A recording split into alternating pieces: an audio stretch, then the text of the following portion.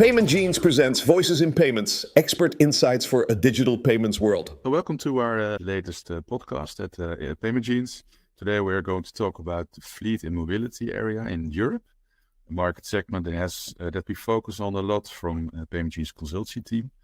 We executed projects across the industry in EV charging, petrol companies, mobility as a service, fuel card issuers, etc. And of course the card schemes. So we're very close to this topic. Visa is very active in this segment with her Fleet 2.0 standards. And our guest is Richard Campion, Head of Fleet and Business Mobility at Visa. Thank you for joining, Richard.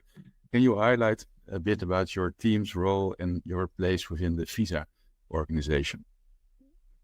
Certainly. Firstly, thank you for having me on the podcast. I think it's great to be here.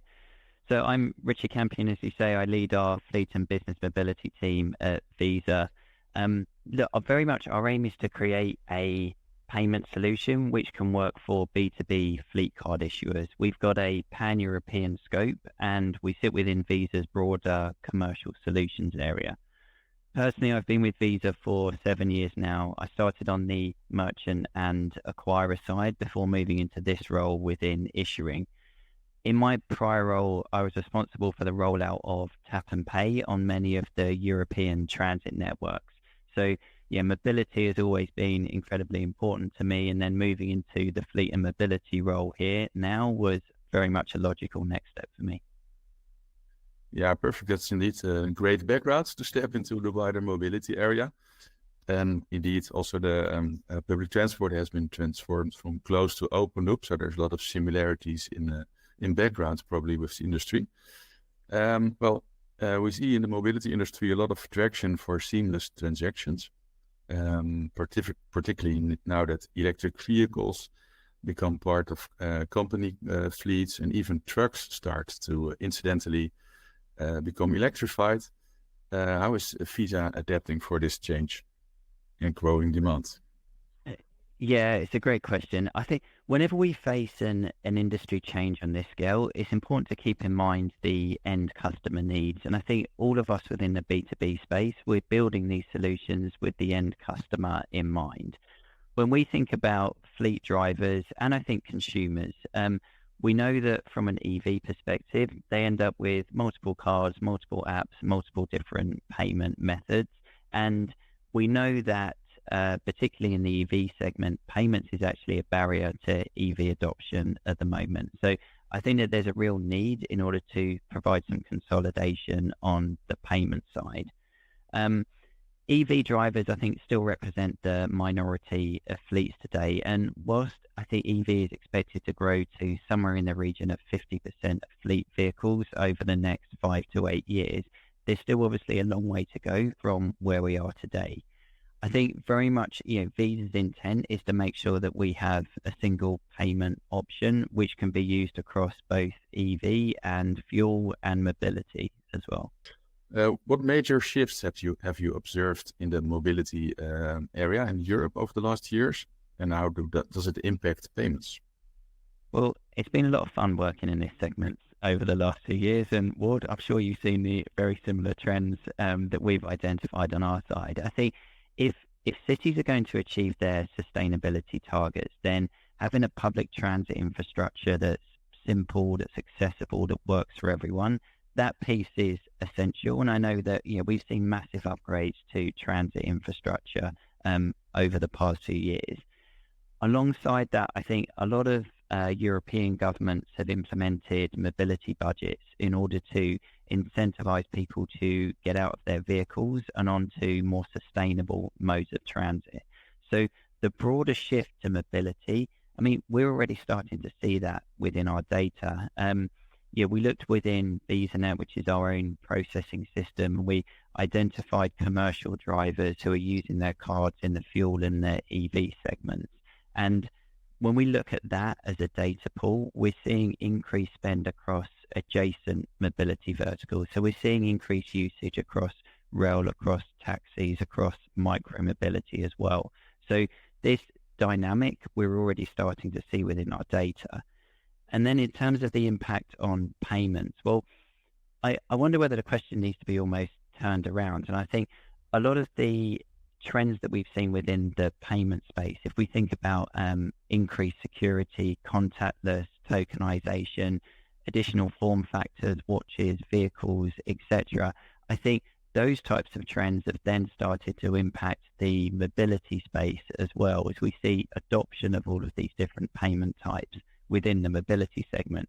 So I think it's working both ways. I think payments is impacting mobility, mobility is impacting payments. Yeah, indeed. And even the regulator looks into this with their European Green Deal and stimulating sustainable mobility solutions.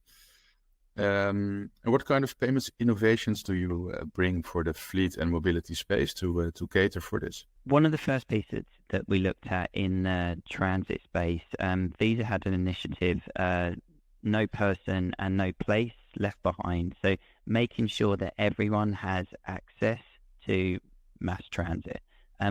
That piece I think is key. And yeah, we spent a lot of time looking at concession payments in particular. As we moved into the fleet space, I think a key piece for us was that we could expand just beyond just the payment experience. So if I think about one of the partnerships that we have is with an organization called Plan A. Plan A provides CO2 reporting solutions for fleets and other organizations elsewhere. So we wanted to make sure that we could address the payment needs, certainly, but also that we have the right partnerships in place to expand beyond just payments. The other piece that I think I'll reference here is the push towards enhanced data as well. So we know that there's a huge amount of information which is captured in a standard Visa transaction. I think as we move within the fleet segment, we will be capturing even more data which can be used towards informing some of those sustainability impacts as well. Great to hear. Yeah, a lot of conversations about data, granularity of data, and level 3, and certainly a key topic to open up this market segment. We mentioned at the start of the conversation that EV charging is part of the wider mobility developments, that you're also catering for EV charging related transactions. How do you make transactions more easy to operate, particularly when somebody is driving cross-border and is really wants to have an interoperable network at hand? Yeah, it's incredibly complex, and I think the way that EV has evolved over the last few years has made it even more complicated. I think, again, going back to this overarching theme of keeping in mind the end user here, the drivers, be that a fleet or a user or a consumer. I think the important piece is to make sure that people have choice around how they pay, whether that is a closed loop card, an open loop card, in-app solution, a different form factor, plug and charge, etc. I think consumers need to have choice in terms of how they pay. In terms of Fleet 2.0, and perhaps I'll take a second to try and bring this to life. What we did was we took a traditional commercial card with all of the functionality that you would expect from a Visa commercial product. So all of the security element, a card which is accepted anywhere where you see the Visa brand, access to virtual cards, instant issuance, tokenization, etc. So we took that as the basis of the product. And then on top of that, we added the ability to manage fuel discounts and also flow a lot of the enhanced data which is required on a fuel card. So information down to SKU level data, number of liters or number of kilowatts which have gone into the vehicle, because we needed to make sure that Fleet 2.0 worked across both fuel and EV segments. Yeah, that makes a lot of sense. And when you speak about mobility, then it's not a homogeneous market. There are multiple segments out there, from international road transport to local commuting, for example. How do you segment the market, and are there any specific demands that you try to cater for with your solutions? Yeah, it's a good question. I think within the fleet segment, I'm sure different fleet operators segment the market in different ways. From a Visa perspective, we very much think about this in terms of customer groups.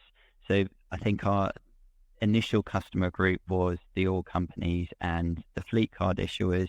And as we developed Visa Fleet 2.0, it was focused towards that particular segment.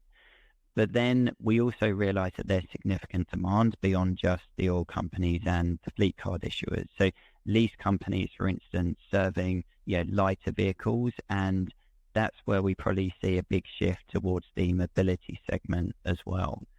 In addition to that, charge point operators, I think, are looking to serve fleets more broadly, and given the majority of fleets are now mixed fuel, they needed a solution that obviously works within the EV segment and also the traditional fuel segment. And then finally, some of the financial institutions, the banks as well, some of them already have fleet products in place today, and they're typically cross-selling those from other financial products. So those, I think, are probably the 4 customer segments that we identified, and very much Visa Fleet 2.0 can meet all of the needs of those segments. Perfect. When you designed the Visa Fleet 2.0 standards, did you involve the industry in this, like the industry bodies? Yes, certainly. This is a very complicated ecosystem that has grown up over several years. And I think for any solution to be successful, we need to acknowledge all of the impacts across the ecosystem. And that's right the way through from the merchants all the way through to the issuers, the drivers, and the fleet card issuers. So across the ecosystem, we've been engaging with not just the industry bodies, but also the different stakeholders that are going to be required to make the Fleet 2.0 a reality. Yeah, and it includes IFSF, for example. It does include IFSF as well. Yep, Visa is a proud member of IFSF. Perfect.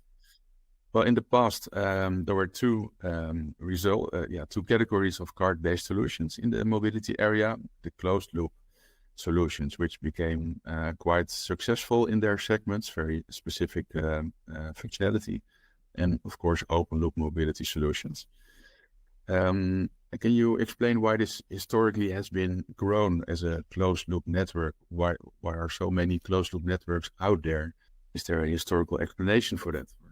I think that the evolution of the closed-loop fuel card payments was driven by the oil co's desire to create loyalty, and that makes complete sense. And we see loyalty solutions across many different industries. I think on top of that, there was always a need for additional transaction data and spend controls which go with that fuel card. So I think that, if you like, was why it traditionally evolved as a closed loop ecosystem. If we think about some of the recent changes, which I think we've already highlighted, mixed fuel fleets across both EV and traditional fuel, and also the shift towards mobility payments, I think those two have really been the catalyst for change. That's what the feedback that we've received from some of the fleets that we've been working with. And so with Visa Fleet 2.0, I think it starts to bring together the needs of both the closed loop and the open loop. So if you have all of the functionality from an open loop card, the tokenization, the virtual card, the security elements, and then you can pair that with some of the discounting and enhanced data functionality, I think you start to see the two areas really come together. Yeah, it really feels like there's a lot of momentum in the market. That all those closed loop issuers start to look at open loop solutions to some extent. And what's the main explanation for this, in your opinion? We often discuss this internally as a team, and typically there isn't one standout reason for the transition from closed loop to open loop. And I think it's probably a number of different factors that fit into a broader decision. One of those is definitely around the legacy infrastructure. And I know how difficult it is to manage an international payment network that's accepted in multiple locations. It's a huge undertaking to manage that. So outsourcing it, I think, makes sense. Fraud has typically been a challenge, particularly on some of the magstripe cards. So I think with an open loop product, you can reduce the fraud which is present. Mobility, again, as we've already discussed, being able to capture spend beyond the traditional fuel and charging, into parking, into tolls, into adjacent mobility verticals more broadly. And then I think the final one that I flag is probably a shift towards a more digital solution. And we know within our own consumer lives, the level of expectation that we have from a payment solution has evolved. People are used to data at their fingertips. People are used to real-time information. People are used to payments within their phones, etc. That has kind of become the norm. And so I think then when drivers start to commute for work, they're expecting the same level of functionality from their payment solution. Yeah, we see a lot of transformation in the fleet management world as well. Also digitizing a lot. Telematics is there with all kinds of new solutions. Fitting in with modern payment solutions feels like an interesting capability to offer to the market. And how do you feel you are contributing to modernizing fleet management? I mean, we don't have a crystal ball, but we've tried to future-proof the Visa Fleet 2.0 solution as much as possible. So when we built the thing, we enabled the fields for EV, we enabled the fields for hydrogen as well, so we can future-proof it to some extent. I think the key piece here is around our network of partners, and we've recently launched the Visa Ready for Fleet program, where we have access to some of the most innovative providers of specialist solutions in the fleet space. So that would include the fleet management systems, in-car payments, and some of the CO2 reporting platforms that I've mentioned previously. I don't think, with the best will in the world, Visa wouldn't be successful if we didn't have this network of partners in place that we can bring into some of these discussions and really start to layer some of the enhanced functionality on top. Great. Fleet card issuers, of course, are very diverse. Like you mentioned, oil codes, independent specialists, even banks are sometimes engaged. What are the main value drivers for fleet card issuers in their programs? Main value drivers, I think, one of the interesting pieces here is going to be how they can capture additional spend beyond just the fueling. So, moving into parking, tolls, I think that one is straightforward, and some of that is already covered today. But moving more broadly to capture additional convenience store spend, and then into the mobility segment more broadly. So definitely capturing more spend on the same product. And then I think linked to that, we know that drivers are carrying multiple cards today, sometimes up to 5 cards. We think the average is somewhere between 2 and 3 cards. So having a single payment card that can be used everywhere will enable some of the fleet card issuers to capture a larger share of wallet. Okay. You mentioned, for example, the need to cater for level 3 data, so granular data on the purchases. What are other capabilities that you need to bring to the industry to be a viable alternative for closed-loop networks, and specifically in commercial road trucking, so the international fleets with trucks? Yes. Certainly, I think the size of the network is massively important. We know that these vehicles are traveling across countries, across borders, and that's ultimately where their spend will take place as well. So we need a wide network. We also need spend controls both in real time and post-event to make sure that we can reconcile these transactions together, provide insights for the fleets in order to manage the total cost of ownership. In addition to that, security, there's still a relatively high level of fraud that we're seeing within this segment. I think with an EMV card, with a Visa Fleet 2.0 card, we can start to tackle some of that fraud which is in place. And then I think the final piece I'd add is really around a solution for emergency spend as well. So having the ability to unlock various merchant category codes, either for a driver to replace a tire, have the vehicle fixed, to stay overnight within a hotel. Again, we have the flexibility within Visa Fleet 2.0 to manage that. It really feels like a modernization of how people interact in the mobility world, and specifically those truck drivers. You mentioned fraud, so that's a good topic to continue on. Many of those old school closed-loop networks with some limitations when it comes to reach, for example, still rely on max stripes. Well, it's not a technology that we are used to nowadays. Do you see that there's a lot of fraud, or that fraud is increasing, and is it one of the drivers for the issuers to look into digital payments? I think fraud is ultimately it's a cost on the P&L, and it's a cost that takes a huge amount in terms of reconciliation and management, in addition to the write-offs of the final amount, and it eats into profitability. So anything we can do from a payment security perspective to clamp down on that fraud, both at the point of authorization, but also in terms of using some of the data for insights post-transaction, that can only help to bring down those fraud levels. And we know the relatively low levels of fraud that we see across commercial and consumer payments within the Visa ecosystem today. So that's certainly what we're targeting. Perfect. And Visa is really enabling contactless and digital wallet-based payments for this fleet segment as well. From a plastic card background. As a final question, next to international fleets and trucks, there's also this segment of people with a lease car from their company. There's a major trend around mobility as a service, which has been around for a while, but also mobility budgets, which are made available to employees. In some countries, there's regulation, like in France. Is this also a segment of the market that Visa is looking at and catering for with frictionless payment experiences? I think this is going to be a hugely interesting segment to watch over the coming years. If travelers can have access to all of the information around journey planning, around multimodal transport, costs, CO2 impact, then I think that unlocks a huge amount of flexibility in the way that we travel, and we can all start to travel more sustainably where it's feasible.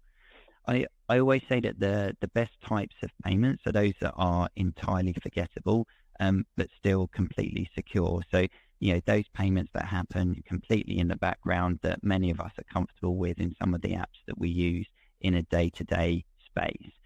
I would like to think that in the coming years, we're going to get to a solution where a travel offering within a city can utilize multiple modes of transportation, including vehicles as well.